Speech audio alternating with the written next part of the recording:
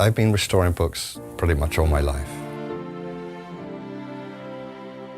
I'm third generation, so it was something that just came along with being part of the family.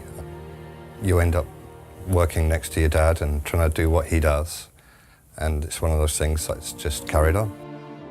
I think the moment that it really took on for me was when I actually had been working for my dad for about 10, 12 years and decided to go off on my own. Up until then, it was very much under his way of doing things, which was the old way and still is. But as soon as I was out on my own and took control of what my end results were and responsible to my customers, then that's when it became something that I decided that's it, that's what I need to carry on doing. So this is from 1775.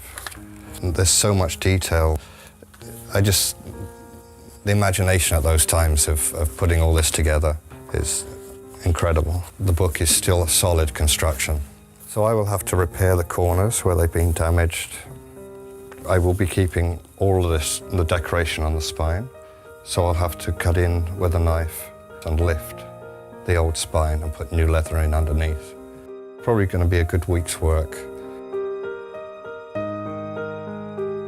One of my favorite is this book on bookbinding, which is the first book ever written on the subject. It is in Old German.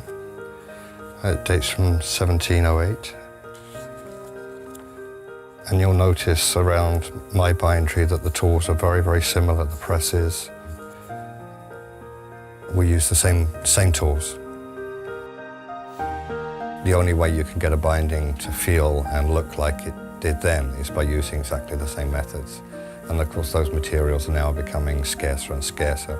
You have a book from the 1500s and then you start thinking about England or Italy in the 1500s and you try and place that book back then that to me is an incredible journey of paper, basically.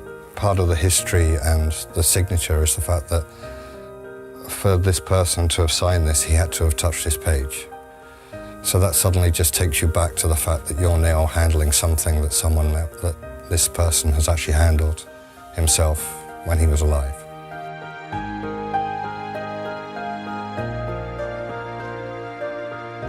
I think my father has been binding books since he was 16 years old and he's now 70-something and still working.